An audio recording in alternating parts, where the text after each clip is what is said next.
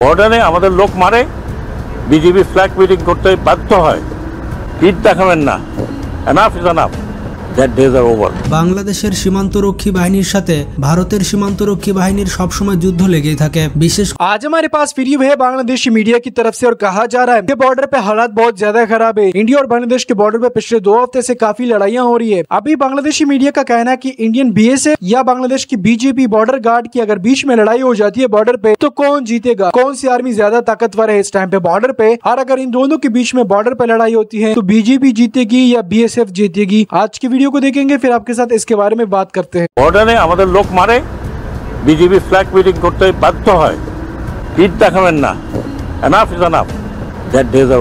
বাংলাদেশের সীমান্তরক্ষী বাহিনীর সাথে ভারতের সীমান্তরক্ষী বাহিনীর সবসময় যুদ্ধ লেগেই থাকে। বিশেষ করে ভারতের বিএসএফ বর্ডার গার্ড বাংলাদেশকে কিছু মনেই করতো না। শেখ হাসিনা সরকার থাকাকালীন ভারতের বিএসএফ বিজিবিকে কোনো সম্মানই দেয়নি। কিন্তু প্রশ্নটি হচ্ছে, সম্মুখ যুদ্ধে কে সেরা, বিজিবি নাকি বিএসএফ? আমি যদি বলি বিএসএফ এর থেকে বর্ডার গার্ড বাংলাদেশ অনেক বেশি শক্তিশালী, তাহলে হয়তো আপনি বিশ্বাস করবেন না। আজকে প্রমাণ সহ দেখতে পাবেন বর্ডার গার্ড বাংলাদেশ কতটা শক্তিশালী। বিএসএফ এবং বিজিবির মধ্যে বেশ কয়েকটি যুদ্ধ হয়েছে। এই যুদ্ধগুলোর ফল দেখলে বোঝা যায় বিএসএফ শক্তিশালী নাকি বিজিবি শক্তিশালী। এই যুদ্ধগুলোর মধ্যে একটি হচ্ছে বড়াইবাড়ির যুদ্ধ। এই যুদ্ধের লোহমর্ষক কাহিনী শুনলে আপনি বুঝতে পারবেন বর্ডার গার্ড বাংলাদেশ কতটা শক্তিশালী এবং বিএসএফ কতটা ভীতু। তো যারা যারা বিজিবিকে ভালোবাসেন তারা ভিডিওটিতে একটি লাইক দিয়ে দিন আর চ্যানেলটি সাবস্ক্রাইব করে ফেলুন। 2001 সালের 18 এপ্রিল এই যুদ্ধটি সংঘটিত হয়েছিল।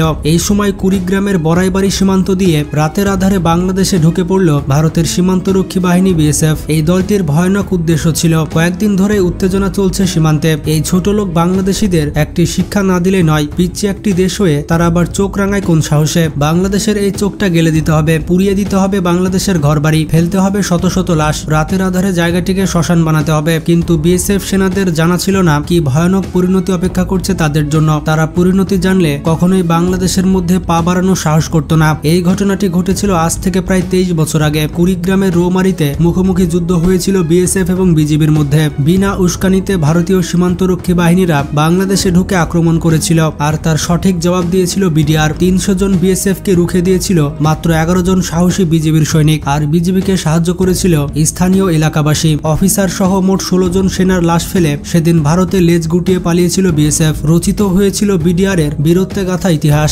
বড়াইবাড়ির যুদ্ধ নামে যে ঘটনাটি ইতিহাসের পাতায় রক্ষিত আছে, সে যুদ্ধের গল্প শুনলে আপনার গায়ের লোম খাড়া হয়ে যাবে আর বিজিবির প্রতি ভালোবাসা বেড়ে যাবে আপনার হাজার গুণ। 1971 সালের পর থেকে সিলেট বিভাগের সীমান্তবর্তী এলাকায় নানা ধরনের অবৈধ কর্মকাণ্ডের সাথে বিএসএফ এর সম্পৃক্ততা ছিল এমন অভিযোগ রয়েছে। 2001 সালের এপ্রিল মাসে ভারতীয় বিএসএফ নোম্যান্স ল্যান্ডের উপর দিয়ে অবৈধভাবে রাস্তা তৈরির কাজ শুরু করে। কিন্তু আন্তর্জাতিক আইন এবং ভারত বাংলাদেশ চুক্তি অনুযায়ী সেখানে রাস্তা বানানোর অধিকার ছিল না কারো। বাংলাদেশ বারবার নিষেধ করা সত্ত্বেও রাস্তা তৈরি করার কাজ অব্যাহত রাখে ভারতের বিএসএফ। রাস্তাটি তৈরি করার মাধ্যমে বাংলাদেশের পাদুয়াকে ভারতের সাথে সংযুক্ত করে এবং সেখানে অস্থায়ী বিএসএফ ক্যাম্প করে তারা। বিজিবির পক্ষ থেকে বারবার প্রতিবাদ করা হলেও ভারত দখলদারিত্ব বন্ধ করেনি এবং তারা পতাকা বৈঠকের প্রস্তাবও ফিরিয়ে দিয়েছিল। তাই 2001 সালের 16 এপ্রিল 400 বিডিআর সদস্যের একটি ফোর্স পাদুয়ার বিএসএফ ক্যাম্পকে ঘেরাও করে ফেলে এবং বিএসএফ কে লক্ষ্য করে মাত্র 6টা গুলি করতেই বিএসএফ সারেন্ডার করে দেয় এবং বিডিআর পুনরায় পাদুয়ার নিয়ন্ত্রণ নেয়। এখানে একটি বিষয় হচ্ছে, বিজিবির পূর্বের নাম ছিল বাংলাদেশ রাইফেল, পূর্বের বিডিআর নাম পরিবর্তন করে বর্ডার গার্ড বাংলাদেশ করা হয়েছে।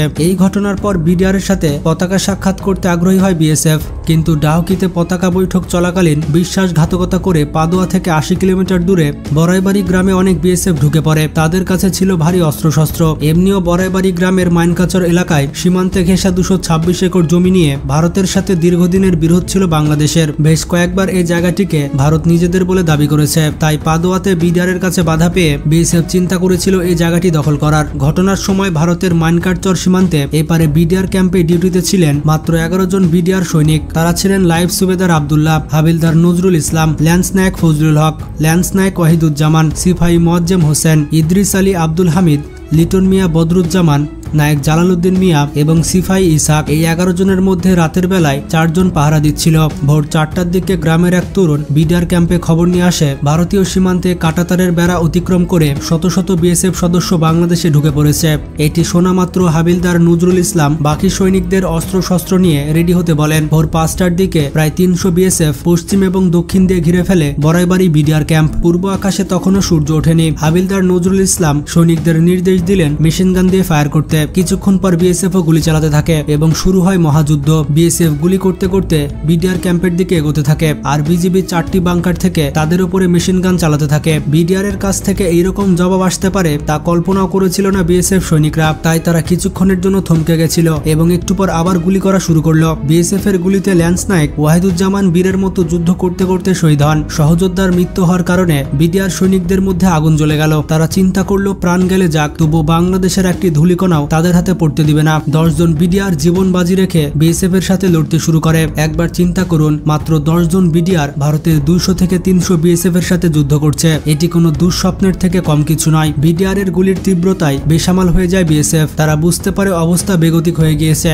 যার কারণে তারা পিছু হটতে থাকে। বিডিআর এর ব্রাশ ফায়ারে একের পর এক লাশ পড়ছিল বিএসএফ সৈনিকদের। গ্রামবাসীদের কাছ থেকে খবর পেয়ে ইতিমধ্যেই পাশের হিজরমারি ক্যাম্প থেকে 6 জন বিডিআর বড়াইবাড়ি গ্রামে চলে আসে এবং সেই 10 জন বিডিআর এর সাথে যুদ্ধে অংশগ্রহণ করে। নতুন 6 জন লোকবল যুক্ত হওয়ায় বিডিআর এর আক্রমণের তীব্রতা আরো বাড়তে থাকে। অনুপ্রবেশকারী ভারতীয় সৈন্যরা প্রাণ বাঁচাতে ক্রমাগত পিছু হটতে থাকে। বাংলাদেশকে শিক্ষা দেওয়ার পরিবর্তে নিজেরাই চরম শিক্ষা নিয়ে গেল। বিএসএফ পালানোর সময় কাপুরুষের মতো কয়েকটি মর্টার শেল গ্রামের বাড়ির উপরে ছুড়ে ফেলে দিয়েছিল। গ্রামের বেশ কয়েকটি বাড়িতে তারা আগুন ধরে দিয়েছিল। এইসব বাড়ি থেকে লোকজন প্রাণ বাঁচাতে আগে থেকে সরে গিয়েছিল। বিএসএফ এর তাণ্ডবে পুরে ছাই হয়ে গিয়েছিল বড়াইবাড়ি গ্রামের 69টি বাড়ি। ক্ষতিগ্রস্ত হয়েছিল প্রায় 200 কোটি টাকার সম্পদ। বিডিআর এর ওয়্যারলেস মেসেজ পেয়ে দ্রুত গতিতে ময়মনসিংহ, জামালপুর, নেত্রকোনা, কুড়িগ্রাম এবং রংপুর থেকে অতিরিক্ত বিডিআর বড়াইবাড়িতে গিয়ে পৌঁছায়। তারা সবাই মিলে বিএসএফ কে রুখে দিয়েছিল। তবে মূল কাজটি করেছিল বড়াইবাড়ি গ্রামের 11 জন সাহসী বিডিআর সৈনিক। এই সম্মুখ যুদ্ধে বিডিআর এর ল্যান্স নায়ক ওয়াহিদুজ্জামান, সিফাই মাহফুজ রহমান এবং সিফাই আব্দুল কাদের শহীদ হন। অন্যদিকে বিএসএফ এর সৈনিকরা মারা যায় 16 জন। এই 16 জন বিএসএফ এর লাশ ফেলে পেছন ফিরে পালিয়েছিল ভারতের 200 থেকে 300 বিএসএফরা। এই যুদ্ধ এতদিন পেরিয়ে গেলেও বড়াইবাড়ি গ্রামের মানুষের কাছে এটি এখনো আতঙ্কের বিষয়। এই ঘটনা মনে পড়লে তাদের গা শিউরে ওঠে। আবার সেই সঙ্গে তারা গর্বিত হয়। বিজিবির সাহসী যুদ্ধের কথা মনে পড়ে। বিএসএফ এর কাছে অত্যাধুনিক অস্ত্র থাকতে পারে, সংখ্যায় কয়েক গুণ হতে পারে বিএসএফ, কিন্তু দেশকে রক্ষা করার জন্য বুকের সবটুকু আবেগ নিয়ে ঝাঁপিয়ে পড়ার সাহসিকতা, সেটা বিডিআর এর ওই 11 জন জওয়ানের মধ্যেই ছিল। সেই সাহসিকতার জোরে আজ থেকে 23 বছর আগে 11 জন বিডিআর রুখে দিয়েছিল 300 জন বিএসএফ কে। ভারত যে শুধুমাত্র সিনেমাতেই পারে সেটা আরেকবার প্রমাণিত হয়েছিল।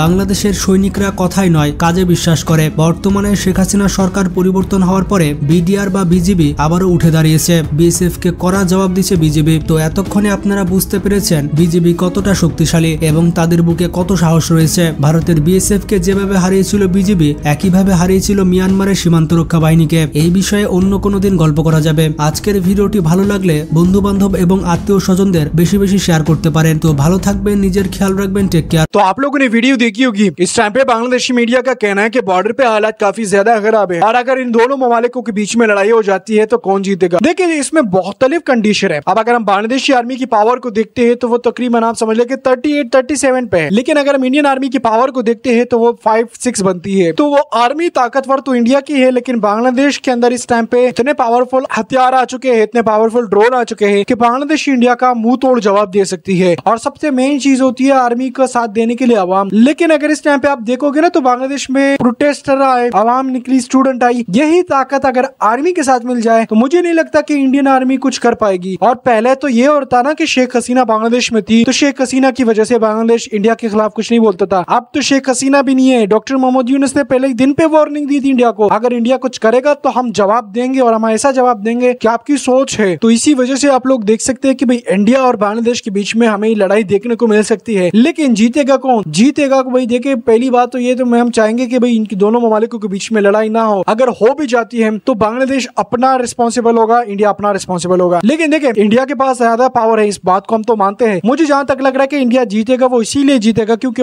उनके पास एटम बम है और यही चीज जो है बांग्लादेश के पास नहीं है। बाकी तमाम हथियार आप देख सकते हो बांग्लादेश और इंडिया की सेम है। अगर बांग्लादेश के पास भी एटम बम आ जाता है तो फिर मुझे नहीं लगता कि इन दोनों ममालिकों में से कोई भी लड़ाई करेगा, क्योंकि इंडिया अभी अभी इसी ताव में है या इसी अकड़ में है कि हमारे पास एटम बम है। जब बांग्लादेश के पास एटम बम आएगा तो मुझे नहीं लगता कि इंडिया फिर कोई कोशिश करेगा कि भाई वो बांग्लादेश के साथ लड़े, और यही चीज है जिसकी वजह से इंडिया अक्सर बांग्लादेश को धमकियां देता है। इस टाइम पे बांग्लादेश कोशिश करेगा कि अपने बॉर्डर के हालात को सुधारे, लेकिन अगर नहीं सुधरते फिर ये जाहिर सी बात है लड़ाई की तरफ बात जाएगी।